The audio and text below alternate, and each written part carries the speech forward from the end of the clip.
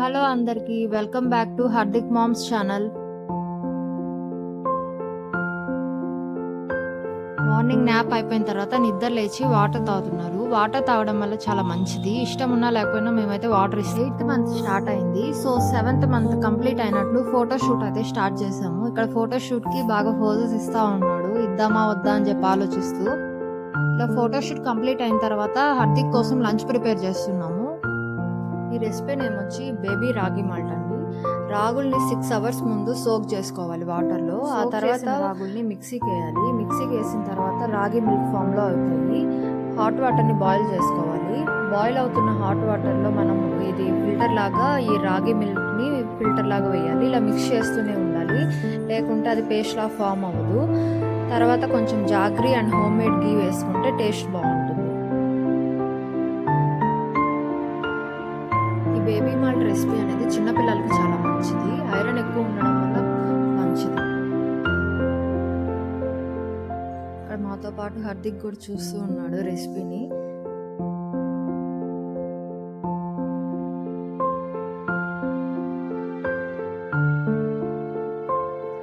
ఇష్టం తిన్నంత హ్యాపీగా అయితే మిగిలిన రెసిపీస్ తినడు, కానీ తింటాడు. మధ్యాహ్నం ఫుడ్ తిని ఇంట్లో అందరితో ఆడుకొని విసుగ్గా ఉండేసరికి ఉయ్యాలో కూర్చోబెట్టాను. క్యూట్గా ఉంటుందని ఇలా నా డ్రెస్ ది చుట్టూ ఇట్లా పెట్టాను. కామ్గా ఉయ్యాలు ఊగుతూ ఎంజాయ్ చేస్తున్నాడు.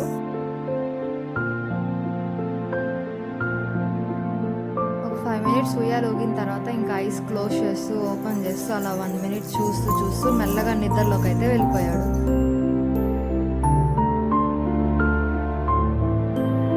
హార్దిక్ని నిద్రపించాలంటే నాకైతే ఒక టాస్క్ లాగే.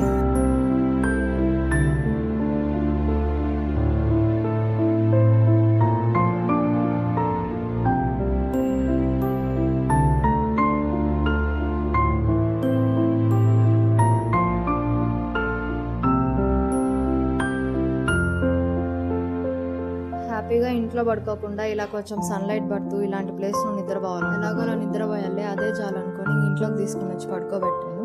కాసేపటికి నిద్ర లేచాడు. అప్పుడు స్నాక్గా బనానా అయితే పెట్టాము. బనానాని స్మాష్ చేసి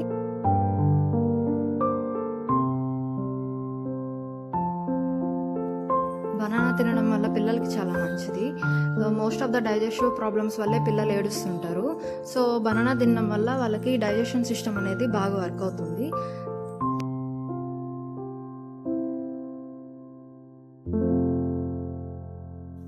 ఈవినింగ్ బాత్ చేసిన తర్వాత కాసేపు బయటకు తీసుకెళ్తాము. తర్వాత వచ్చి నిద్రపోయి లేచాడు. మళ్ళీ ఈవినింగ్ మెడిసిన్స్ అయితే వేస్తున్నాము. ఇవి కూడా డైజెషన్ సిస్టమ్ది.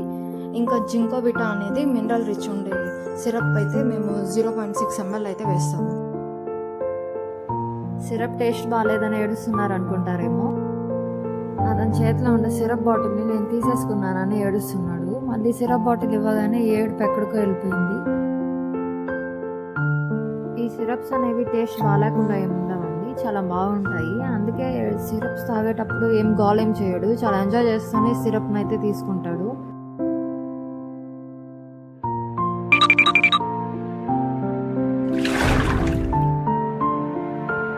సిరప్ తాగేసిన తర్వాత ఇలా అతని టాయ్స్ అన్నీ ముందు పెట్టాను. ఈ మధ్య కొంచెం కూర్చోవడం స్టార్ట్ చేస్తున్నాడు. మరి పూర్తిగా ఏం కాదు, కొంచెం కంట్రోల్ చేసుకుంటూ కూర్చుంటున్నాడు. ఎందుకైనా మంచిదని చుట్టూ పిల్లోస్ అయితే పెడతాము, ఒకవేళ పడినా కూడా ఏం అవ్వకుండా ఉండడానికి. ఒకప్పుడు తెచ్చిన టాయ్స్ అన్నీ అసలు ఏం పట్టుకునేవాడు కాదు, ఆడుకునేవాడు కాదు. అట్లీస్ట్ ఇప్పుడు కూర్చుంటున్నప్పుడు అట్లీస్ట్ అన్నీ పట్టుకొని ఆడుకుంటున్నాడు.